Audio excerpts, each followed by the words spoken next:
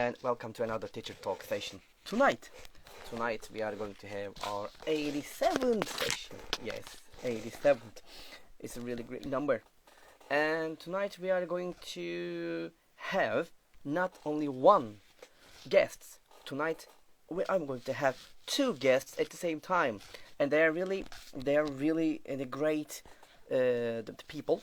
And when they come, you are going to have a chance to listen to them, and they are Akın and Melody Büyükkaraca, and they are the founders of English Kids Books Turkey, and they are very popular. It's about the English books that they provide us. So tonight we are going to talk about very different topics with them, and when they are here we are going to start our lovely session with them. Let me invite them, then we can start.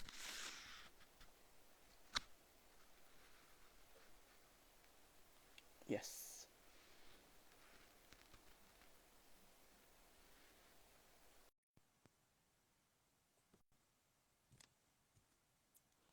I have invited them. There they are. Yes. Hello. Hello. Hello. Hello. It's great to see you, Akın and Melody. It's wonderful. All right. Yes, before starting our last sessions, and I would like to say thank you to accept my invitation and being my guest for Teacher Talks. And it's really great honor to have you here. And I'm sure that we are going to have lots of things to talk and lots of things to learn from you. Although we're not exactly teachers, but yeah, thank you for inviting us. Yes. Okay, it's no problem. That the ideas and the suggestions, they are important for us. Okay then. So I know that we are all busy and you are also very busy as far as I know. So if you are ready, we can start. Cool. Yes. Fire away. Okay, great. And so I know about you, but maybe the people who watching us right now, they would like to know about. So can you tell us about yourself, please, and a bit about your experiences in this field? Okay. Fire away. Well, last year we founded EnglishKidsBooksTurkey.com, which was at first online bookshop. We sell English kids books, and then we started to venture out into teaching, helping parents teach English to their children. Yeah. So we got lots of parents constantly asking us, clients who would like buy books from us and asking us, but how can I teach English to my child? And then people were also after the right pronunciation. They were buying the books, but didn't know how to pronounce the words. So Akın started to record audiobooks because he's actually a music producer. Oh, very interesting. Okay, and then you start this, you would like to add anything else about it? Well, it kind of like started off with, just me recording audiobooks and stuff like that. And then parents also needing like support because a lot of people want to teach their kids English at home, but they're lost of how to do it, what books to read to them. And we know books and we know ways of how to raise a bilingual child. So at the end of the day, we kind of like managed to help them. We've got like more than over 100 parents that we help now. Wow. Yeah, it's, we lose track of sometimes who's who, but, and we actually are slowly expanding because we want to make sure that we can do it correctly, because otherwise if we take on too many people in one go, of course, you don't want to be, overwhelmed with the whole situation. Yeah.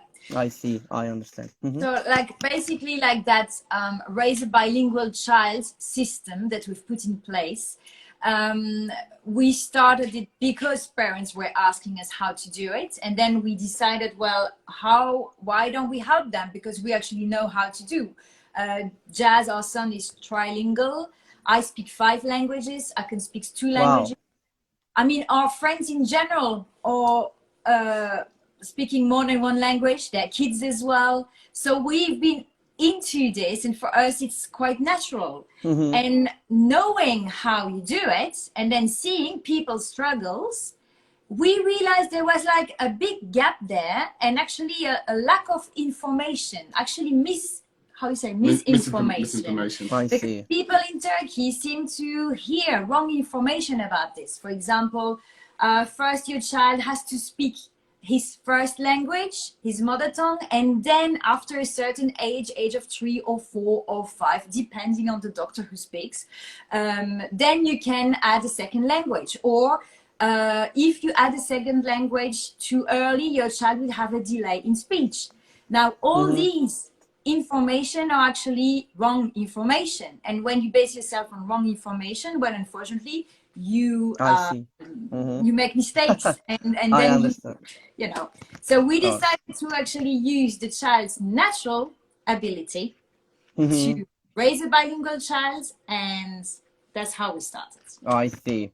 Wonderful. Okay then, thank you. So I know that you are, it's more popular, like the EnglishKidsBooksTurkey.com and the Turkey, that you are the founders of this how can I say, the website and an online bookstore. Started. It's a kind of a bookstore, yeah. So can you make it a little bit, the clear about it? Can you tell about more, and how did you start this, and what was the aim? Actually, you mentioned a little bit, but maybe you would like to add more things. Well, it first started off with actually us having a child and me going to a bookstore in England and sending Melody some pictures of these books, and because you don't know child literature until you actually have a child of your own, especially with the new modern books as well. So I was in bookstores sending Melody look at these books, they're so nice, they're so good. And then I kept on going. At that point I was in the music industry, and I kept on going to England to watch Chelsea play football. So every time I would fly to England, I would come back, and then people around us and our friends, they always wanted us to bring back some books, and I had lots of kilo allowances, so I'd bring back tons of books with me all the time. During the pandemic, when the pandemic started, because I worked in the music industry for 20 years almost, the music industry collapsed. So at that point we thought, what do we know? What can we do? How can we help people? And that's how we kind of started off. And then we thought, okay, we've already got this base for this clientele for books. So what we can do is we can start expanding on that. So we'll turn this into a legit business, which is what we did straight away. Got an import license to bring in books. We did the chain, because it's bringing stuff into Turkey isn't as easy as it actually you can imagine. It's quite complex. There's a lot of chains involved to actually get books into Turkey. Even at the end, you have to buy the holograms for them to stick on them. Even that is just it's not an easy process. Please. Yeah, and we were already in contact with lots of parents, thanks to my job actually, because I'm a breastfeeding counselor. Emzirme danışmanı. And I'm also the author of a book, a weaning book, to help breastfeeding moms to stop breastfeeding. And so my whole job is being in contact with moms and dads from young children all the time. So we already had a pool of people, and then we got this idea of the books, and then on top of that I can creating audiobooks, and then developing this raise a bilingual child system. It all came into basically all together, but we're very proud of our... it came, there was a family who was buying books off us, and then they were insistent on me giving their daughter English lessons. And I told them that, at the end of the day, I can't give lessons because I'm not a teacher. And they were insistent on me giving their child a lesson, teaching their child English. Well, she could speak. She was 11 years old. So I said, okay, I'll do. They convinced me eventually to give a test lesson. We gave one lesson. I gave one lesson, but this family, I won't name the school, but this is one of the top schools in the country. But they taught this girl wrong from the beginning. So her tongue muscle memory developed in a wrong way, and also the way she formed sentences. It all developed she still makes lots of mistakes. So after the second lesson, and this girl's got a very high IQ, really, really clever girl. And at that point, I decided, I said, on our second lesson with Asya, I said to Melody, we've got to develop a system where we can help people to get them out of this, because it's a generational error in our country. The generation, our generation was taught wrong, and then the generation that has been taught wrong brings it to the next generation, and we kind of needed to end that. So we developed this system, which is just completely unique to us. Melody did a lot of research on North European countries, etc., to find out what, you know, how they did it with multilingual, with also what we knew. Like, we kept hearing the same thing from people. I've studied English for years, but I can still not speak.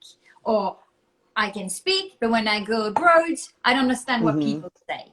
Or, you know, always the same complaints, basically. And even people who have studied English for years. But so the research we did on the topic, we did research in countries like Belgium, Holland, Finland, Norway. In these countries, kids are taught several languages. They don't have any problems. They are not confused. They are very clever people. And it shows that kids actually have a natural ability, like specialists who know about bilingualism actually say it. It's a natural ability. You can actually load more than 2 languages on a child. And that's what we are using. That's why we are not teachers. We have never studied like to become teachers. That's not what we do. Our concept is completely different. We really use the natural ability of a child to learn a second language. And actually, the way we teach it is the same way a child learns his first language, his mother tongue. So we always give this same example with a chair. So for example, when you have a child and you teach your child Turkish, you never explain, look child, like, look my son, this is a chair, it has 4 legs, it can be wood, it can be, you never say that. You say, let's sit on the chair, let's take the chair, like push the chair, and your child knows what the chair is. And that's called comprehensible input, because that's how their brain, child's brain frequencies work at much higher levels than ours do, up until the age probably about 5 to 6. So, you know, at that point, they, you know, if you show them a chair, if you use chair 100 times and they see a chair, they say, that's chair, I'm going to call that a chair. It's how a child learns languages. So we just use that basically. We use their psychological development. We use what they're interested in, what they love. And if you give it to them in that format, you know, we were having great success. Like after 8 months, it's been 8 months now. We've got, our kids are now like playing at home with their dolls and like, can we go to the seesaw, please? And actually like forming sentences, like in a very British manner as well. So it's like, we're very proud of the way it's actually formulating. Yeah. So wonderful. It's great. Yes. Would you like to add anything? Sorry, we've realized that that was the other problem when people were teaching kids. Very often the teachers had learned English as an adult themselves and were teaching it to kids the same way they've learned it as an adult. In the sense that they teach with translation, not by using the comprehensible input. Comprehensible input. So when that's the other part of the research we did is, in order to be able to teach properly, you need to know about the child's physical development. You need to know about the child's psychological development. What is the child interested in when he's 2 years old, when he's 3 years old, 4 years, 5 years old? Everything is important because that's how your child learns his mother tongue as well. You know, at a certain age, the child is into emotions. At another age, he's going to be into water, turning on the tap, close the tap. If you go on what the child is naturally interested in, then you have much better results without having to use any translation. I see. Okay. Thank you about the comments that you made about it and giving information that you, especially the research that you have done. That's really useful, the results that you have. All right. So let's move to another question. So the question is about, I know that you have the very useful and very good books about the phonetics. And you, most of the time, you mentioned in your videos that you have the way that you teach and that you give really importance to phonetics. So what is the importance of teaching phonics for the students, and what is your idea about it? Well, you know, when I speak Turkish, for example, my Turkish is not, I'm very good, I can speak Turkish very well, but my accent is quite bad. because my tongue's muscle memory is developed for English. And when I learned Turkish, I was 7 years old. So it was too late at that point. So my whole tongue muscle memory is developed for English. And now that it's complete different movements of the tongue in the mouth when you're speaking the two languages. So I've been living in Turkey now for nearly 20 years, and I've felt the problems of speaking like that, how people look at you sometimes and stuff like that. So, you know, for somebody who's actually lived that, I thought, you know, because when people actually look at me, they don't expect an English like that. They expect me to speak a better Turkish, but no, you know, a better English comes out. So it's not what you expect when you see me. So, you know, at that point, you know, I wanted the kids to be able to learn decent phonics. Now, when I was learning it to read it at 5 years old, my mum taught, you know, in England, we had phonics systems then, but they weren't as developed as they are now. You know, for the past 10 years, they've evolved so much with all these kids' books, the way they teach phonics. So nearly every book that's written now has got this system one way or another integrated in it. It doesn't have to be, they don't have to say phonics on the front of it, but it's integrated into it. So, you know, it's very important because, for example, you teach the alphabet A, B, C, D, E, but you don't hardly use that alphabet. You know, we normally use the alphabet A, B, C, D, E, F. So, you know, that's the problem when you teach a letter, like when you say like apple, like some of our parents will say, well, here's the apple, but it's not apple, it's an apple, because they know the A sound, the P sound, and the L sound, you know, because the brain learned that one first. But why teach them the wrong first? Teach them one they're going to use most. So that's why we give a lot of importance to that system. Yeah. And it's not only important for children, it's important for adults like me as well. Exactly. We had some laughs at home when I said, I'm going to cook tonight. I have a really nice recipe. And he was like, what? Recipe. Okay.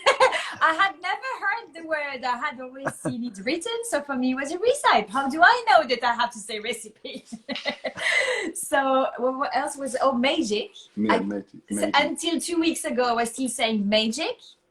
There I was actually using the A, like most Turks use the A by saying A, while it's actually magic. Magic, yeah. Because English is like a really stupid language when you think about it. It doesn't make any sense. You know, it's a language that you actually have to like memorize, especially when you're reading and stuff like that. Because sometimes even I come up across a word, I'm like a complex word, and like, how would you say that? You know, and there's no like rule that if this comes before that, you're going to get that sound. You can make various sounds. So.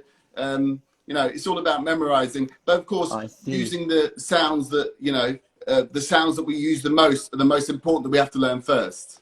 Yeah. That's why we give so much importance to it. I understand. So thank you very much for it. But my next question is related with the books that you have. So, you know, when they get the books from you, which is the phonetics books, so how can parents or the teachers use the phonics books most effectively? What suggestions do you give them when they buy or when they get the books from you? Well, when you buy books from us, most of the time the book comes with a free audiobook that's been recorded in a professional music studio by Akın, with Akın's voice, and so Akın's pronunciation. So it is very easy to use. You buy the book from us. Not all books come like that, but the ones with phonics, for example, like Songbirds is a series that we really like and really recommend when it comes to phonics. That one comes, you open it, you play the audiobook either on your phone or your tablet or your computer, and then you hear Akın's voice reading the book, and he gives you time to repeat the sentence after him.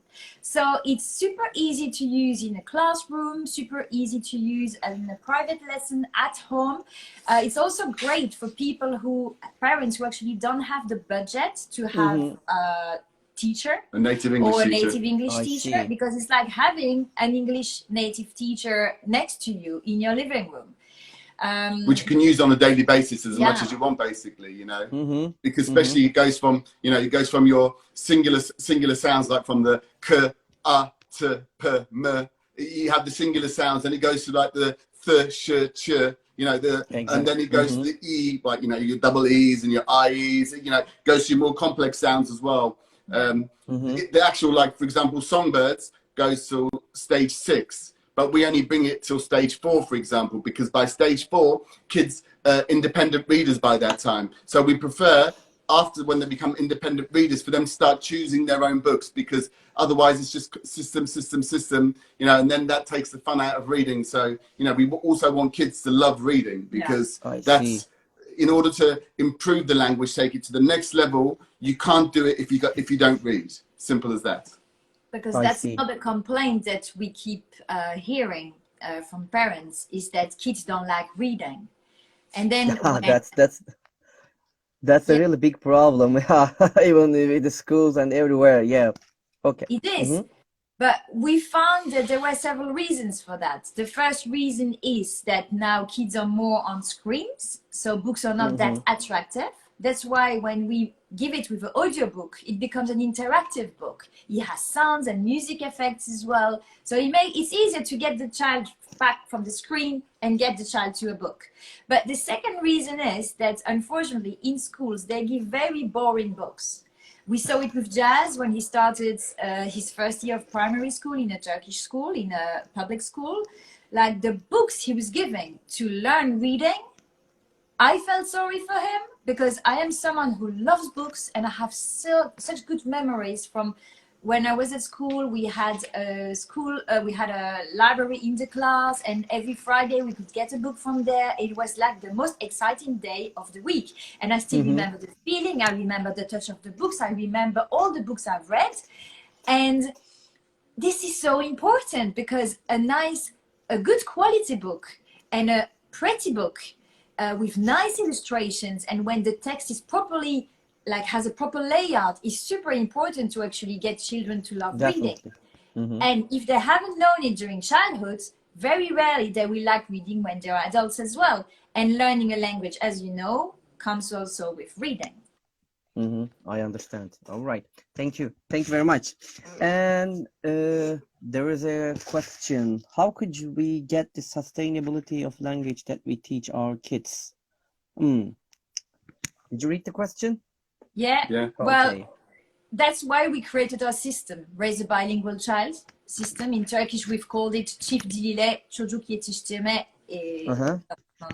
But of course, with the kids, we're not too experienced with kids, like kids that go to school, for example. We're not too experienced with those. We can help up until like the comprehensible input ends, because after that, then they need like we always tell parents who want us to help them after the age of 6. We say, you know, you need a teacher, because after the age of 6, a child will learn. They have to have a main reference point, which is their main language, and then they start translating from their main reference points. As in, before that, you could just, you know, if you put a cup in front of them, you say cup, they're going to think, it's a cup. But you've got to do it many, many times for them to understand that, you know. Same thing with as the chair. So, you know, we're not really too experienced with teaching kids, apart from teaching our own child, and that's another whole different story. Yeah, but our system works for kids from 0 to 6 years old, and we believe that the system that we've put in place creates a sustainable change in language teaching,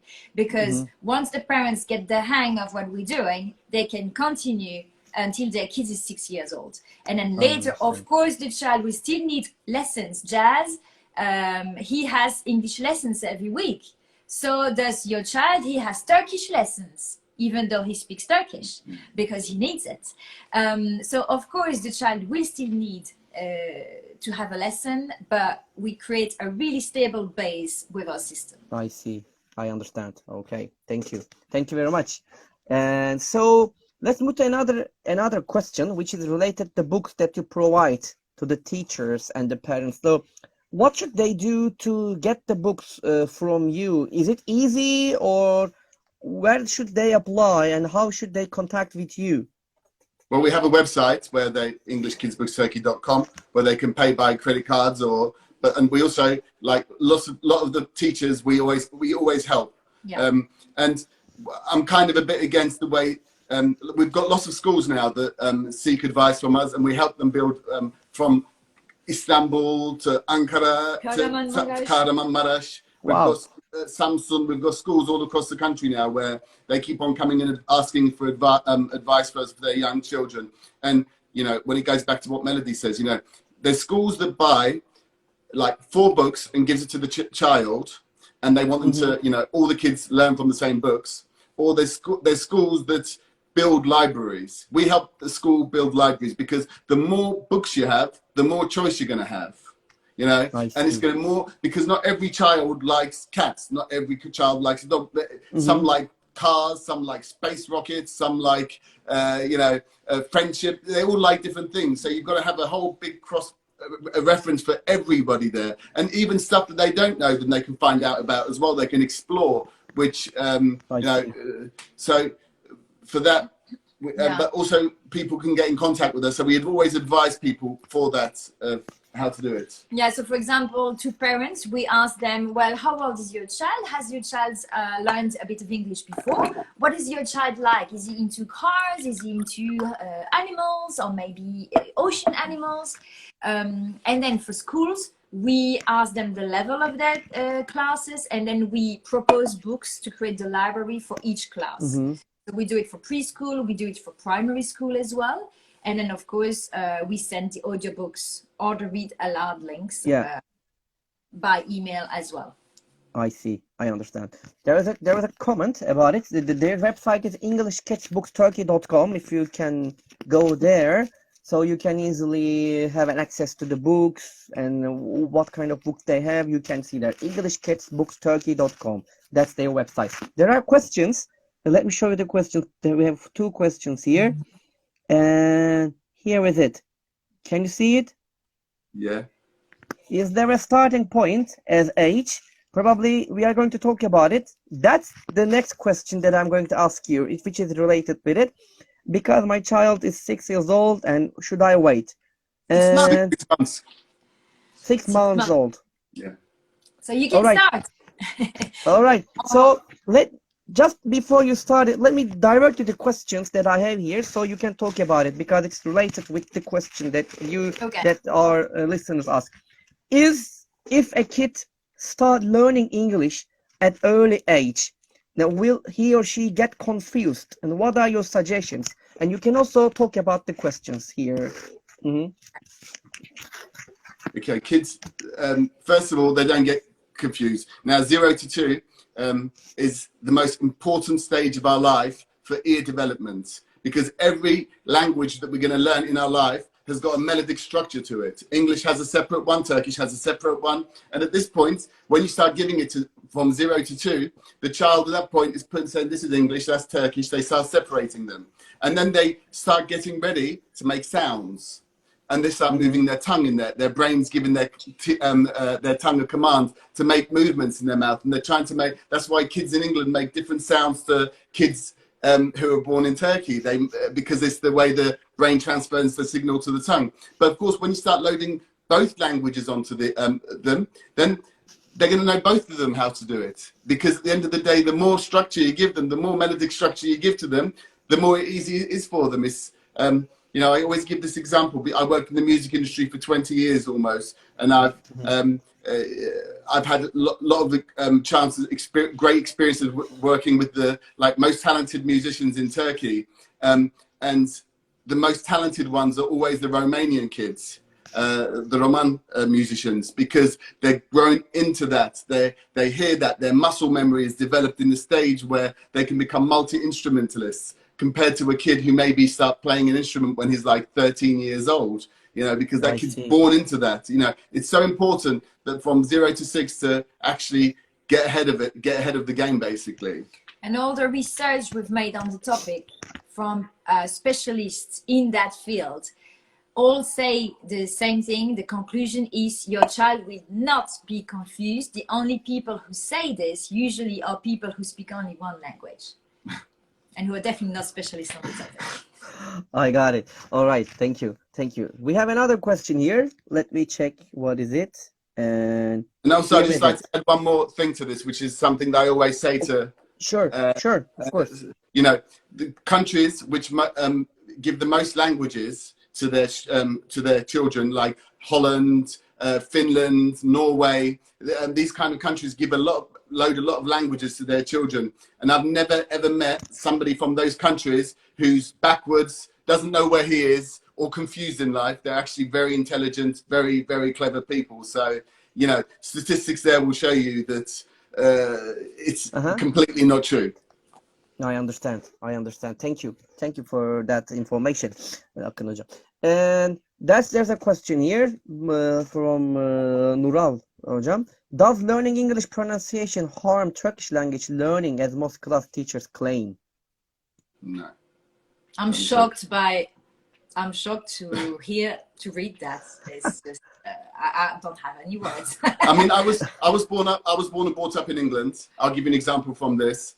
And my mum never gave us any Turkish until we were 7 years old. I started learning Turkish when I was 7, and my Turkish is not good because of this. Now, there's kids Turkish people again, who were given Turkish at home and English on the streets. They have a perfect English and a perfect Turkish. Yeah, like my friend there, yeah. Yeah, but I don't have it. I don't have that because my introduction to Turkish was too late. Yeah.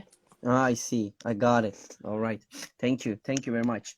And so let's move to another question, and so which is something related about the goals. And what are your short-term and long-term goals, actually language goals, let's say, with the books or the company that you have? What is your aim, short terms and the long terms? Well, for sure, we want to make a change. We want to change this problem that people have, which is I've learned English for years and I can still not speak. We want to change this on the short term and on the long term. If possible, if we can change the generation and create like a generation who is confident in speaking Turkish, that would be English. In English. That would be great. I see. I got it. That's all. Okay. Because a lot of people have the problem of they say, you know, I understand it, I can say a little bit, but, you know, I haven't got the confidence to speak. And, you know, I think that's a bit harsh on people as well, you know, because at the end of the day, you don't learn a language if you don't speak it. But, you know, if you make English or any language, second language or third language that you take on, if you turn, you know, because learning a language is a lifetime experience. It always needs development. It always needs work. Lots of repetitions to get it better. So, you know, if you give that to a child as a one of their habits of life, it's much more sustainable in the long term. I understand. Yeah. I see. All right. Thank you.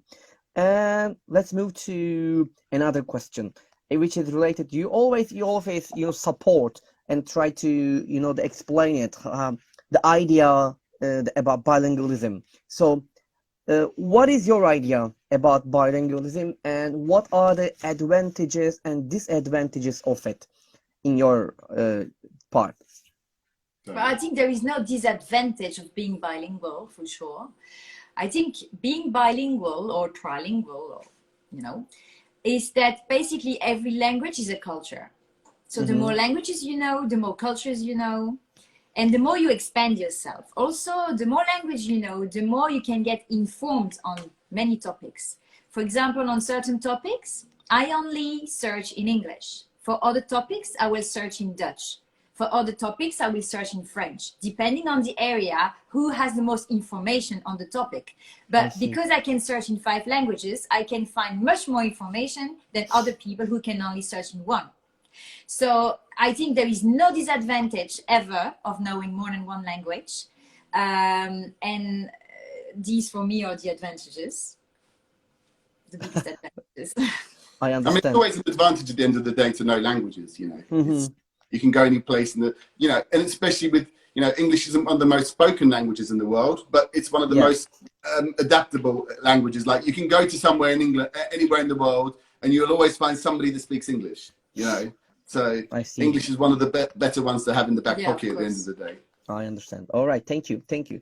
And I know that you are also providing a consultancy, you know, about the bilingualism. So how do you provide this? Can you just give some information about it? You tell your side, I'm not doing my side. Go on. Okay, well, so we have this Raise a Bilingual Child system in place. What we do is every month we give the parents books, audiobooks, lots of songs. And if the child is older than 2 years old, we also give some cartoons, sometimes some applications they can use.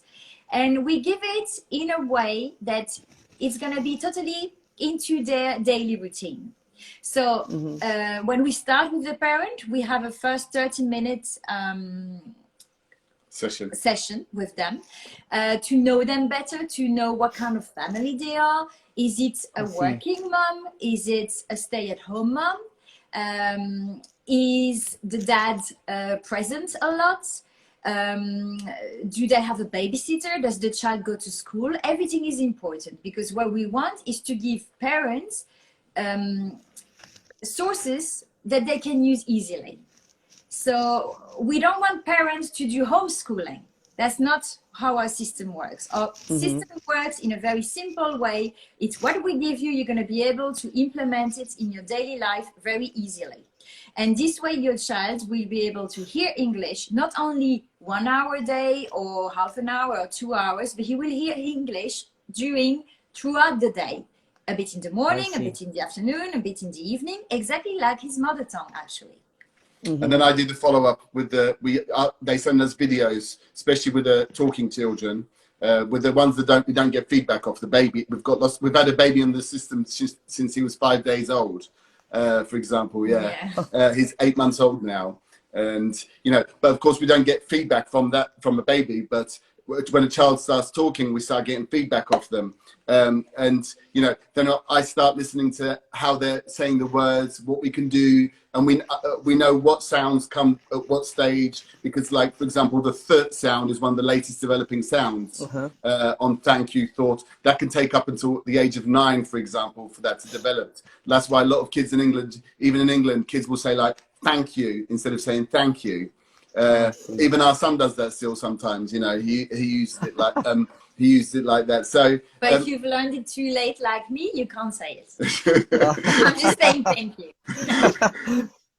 So I follow how they pronounce things, and then what we do is, say, for example, we realise that the child's saying the word sounds like want, where, if they're saying the word sound not too well, then what we do is we give them songs which has got lots of books which has got lots of word sound in it, to get them repeating that sound, getting over it. Because at the end of the day, again, repetitions. The more repetitions, the better you become, and that goes for anything you do in life. At the end of the day.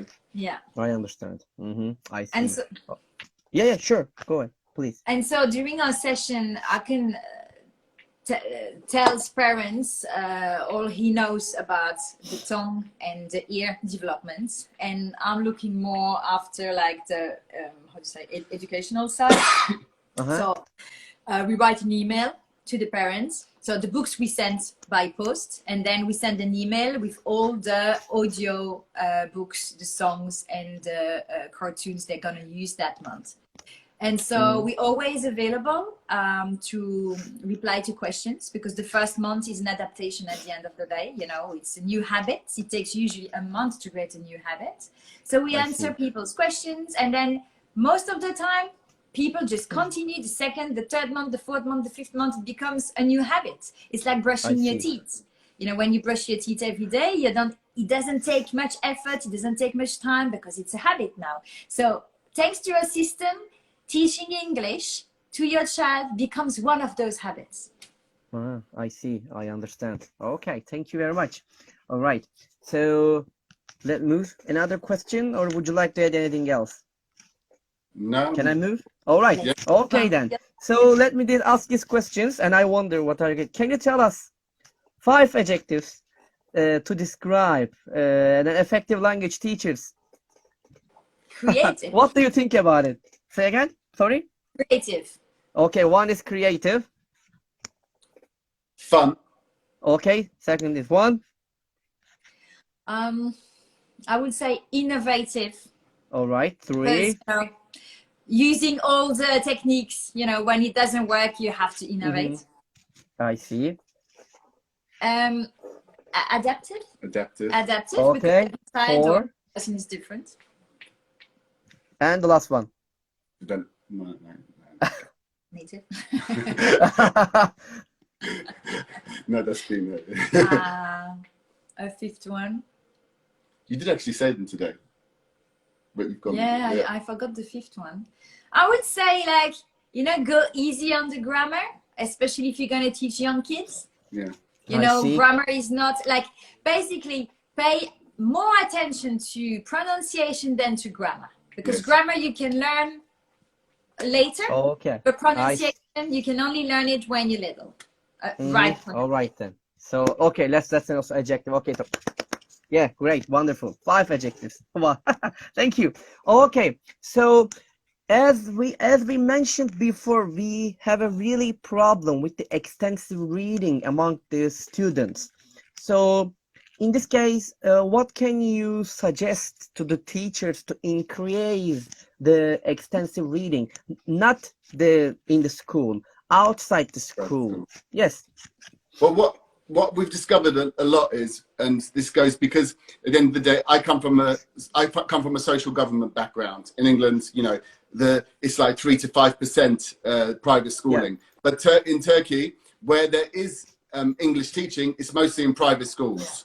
So, you know, at the end of the day, the schools here, I always kind of seem that it's like a bit of a show-off thing. They give books, like some of the books which are given to kids, which the parents have sent us the books.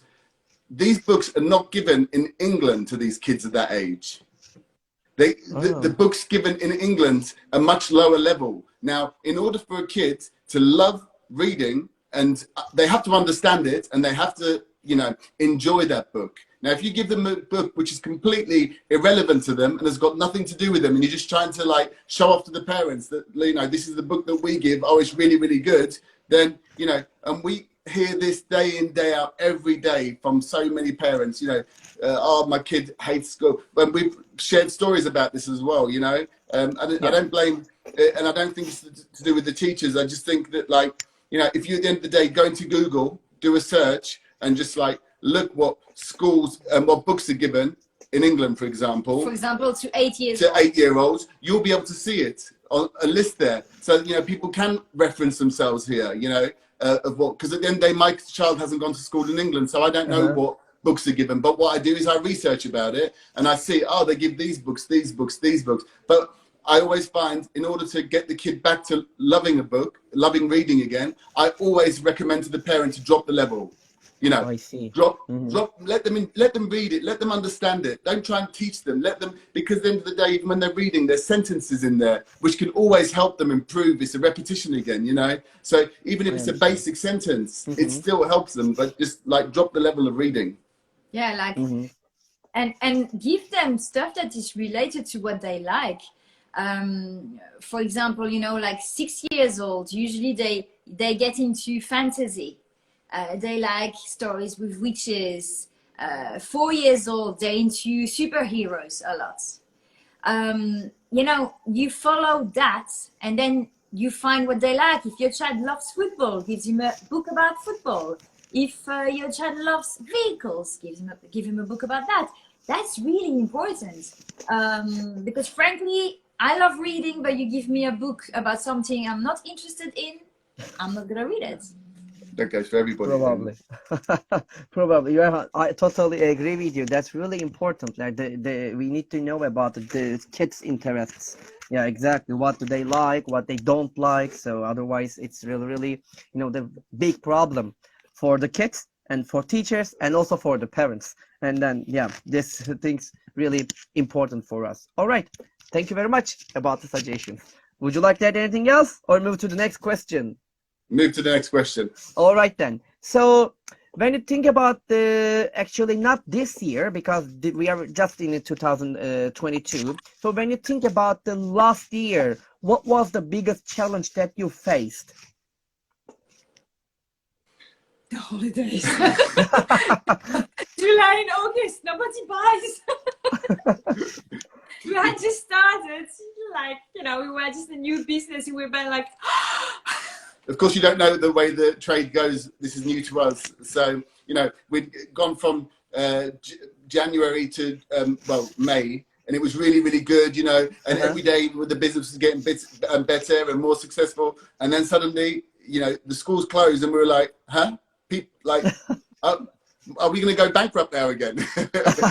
Suddenly, like, you know, it completely stopped. But then, of course, come August, it came back to as soon as. But I think it's a, you know, I've got friends who are in the industry, because I've been in the music industry. I've got lots of friends who are, you know, who own bookstores, etc., who are in the same kind of industry. And everybody's saying at the end of the day, the way the pandemic has shaped us out, it's changed everybody's habits. The way we do, you know, kids are stuck at home online, and they just want to give the kids a break, you know, no books, no develop, you know, but no online shopping. So, but you know, it's but you know, when kids go on holiday, they should be, if you install a good reading habit to them, they should take a book with them. You know, like for example, our son has read, what was it? He's read 42 books since September. Wow. And great number. You know, and we don't force it upon him. And there's been stages in his life where he's hated reading.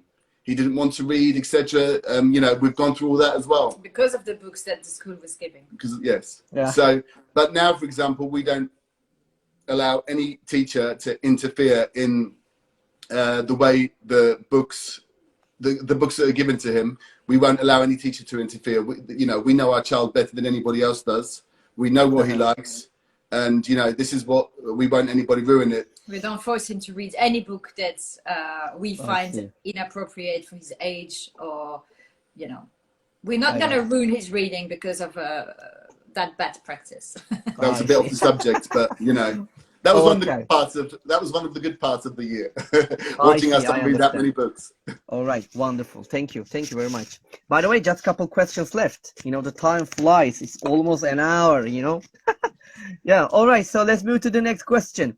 So when you think about the 5 W's and how, like who, what, where, and when and why, so what questions come to your mind? Like about ELT world, I said, but maybe it's about the area that you are doing right now. You can also talk about them. I would say like where you can learn anywhere, especially now that everything is online. You know, you can talk, you can have a conversation with a native on the other side of the world. It's very easy. What's with, you know, the modern world now, you've got access to so many resources as well. You've got audiobooks, you've got ebooks. You can really find what works for you. All right. Who, what, where, when. Who, when, why? That's the 3 left. Well, why learn another language? Why? You know? Because it's only going to better you in life at the end of the day. Yeah. Okay. It can't do you any harm. Definitely. It had no harm. You're right. And how, maybe? Well, find what works for you. In a very fun, and do it in a fun way. Yeah. That's that's the most important thing, you know. For example, one of Melody's, well, not, I wouldn't say she's a friend, but somebody who's in our circle. Her son is 4 years old, and he's 5, is he? The boy, he's learned English by himself. Yeah, 5 is. He's learned English by himself just by listening to like kid songs and watching Netflix. Got no speaking practice, but he found, because it's his 4th language, he learned how to do it by himself, of course. So, you know, it comes down to that, just making it fun. He knows how to do it to make it fun for himself. But of course, your child who's going to have a second language may not have that experience. So you've got to make it turn it into a fun manner for them. I understand. Okay, then. I think that's all. We covered all of them. Who, what, when, why, how, where. We'd have done it. Yeah. Wonderful. Cool. All right. So let's move to the critical question I have here for you. Okay, we finish the interview and you step outside the office or the house and you find a lottery ticket that ends up winning $10 million. What would you do?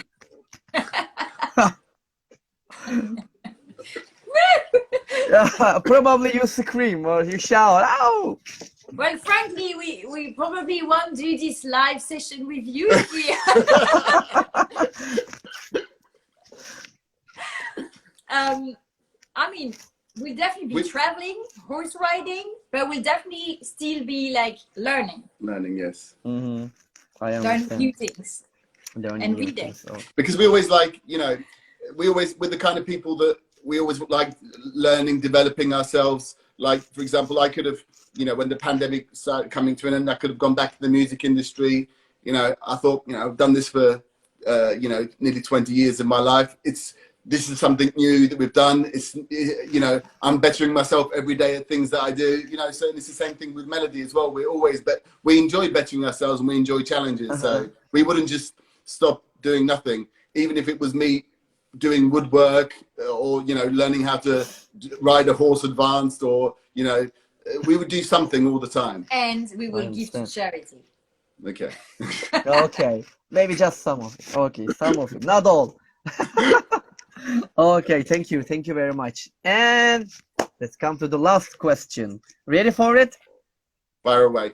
Okay, what is your motto? Where we want to create a generation of confident English speakers. All right, good. Okay, nice. And a generation of readers. Yeah, the generation readers. Wonderful. All right, thank you very much. It's a nice motto. Wonderful.